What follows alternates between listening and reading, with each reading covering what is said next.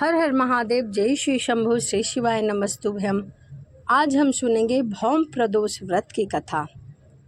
तो आइए मन में भगवान शंकर का ध्यान करते हुए कथा को सुनते हैं। किसी भी माह की प्रदोष तिथि को व्रत किया जाता है। प्रदोष तिथि भगवान शिव को समर्पित है। यह तिथि मंगलवार को पड़ने की वजह से इस प्रदोष को भौम प्रदोष के नाम से जाना जाता है। भौम प्रदोष व्रत की कथा सुनने या कहने से मोक्ष की प्राप्ति होती है।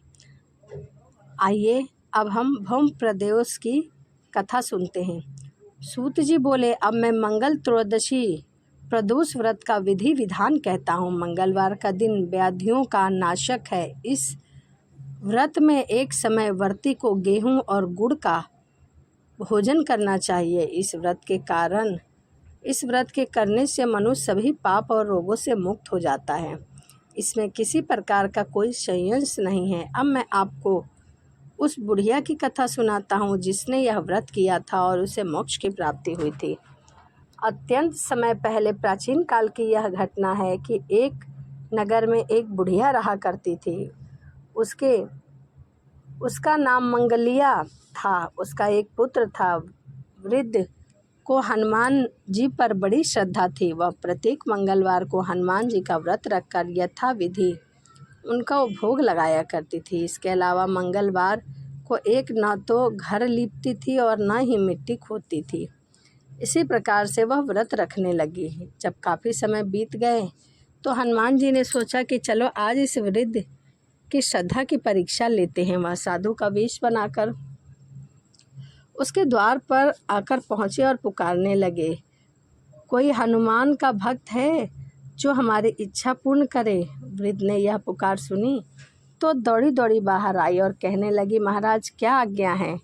साधु वेशधारी हनुमान जी से बोला कि मैं अभी भूखा हूँ, भोजन करूँगा, तुम थोड़ा सा जमीन लीप दो। वृद्ध बड़ी दुविधा में पड़ गई। अंत में हाथ जोड़कर उस साधु से कहने लगे, हे महाराज, लीपने और मिट्टी खोदने के अतिरिक्त आप जो भी कार्य कहेंगे वह मैं करने के लिए तैयार हूँ, क्योंकि मेरा यह नियम है कि मैं मंगलवार के दिन ना तो जमीन से मिट्टी खोदती हूँ और ना ही लीपती हूँ। साधु ने 3 बार परीक्षा करने के बाद कहा, तू अपने बेटे को बुला, मैं उसे उल्टा लिटाकर उसकी पीठ पर आग जलाकर भोजन बनाऊंगा। वृद्ध ने सुना तो उसके पैरों तले से जमीन खिसक गई, मगर वह क्या करती, वचन दे चुकी थी। उसने मंगलिया को पुकार कर साधु महाराज के हवाले कर दिया, मगर साधु ऐसे ही मानने वाले न थे। उन्होंने वृद्ध के हाथों से ही उसके पुत्र को लिटवाकर उसकी पीठ पर आग जलवाई। आग जलाकर दुखी मन से वृद्ध अपने घर के अंदर जा घुसी। साधु जब भोजन पकाकर उसे बुलाकर कहा कि यह मंगलिया को पुकारो ताकि वह भी आकर भोग लगा ले।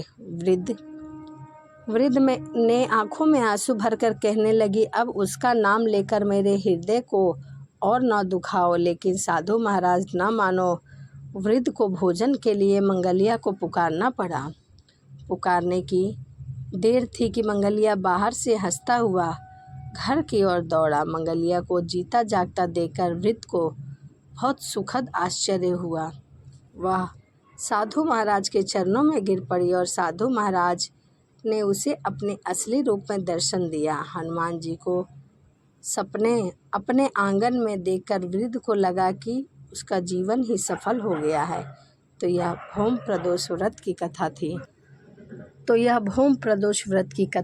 तो चलिए इसी के साथ वीडियो को समाप्त करते हैं और मिलते हैं अगली वीडियो में।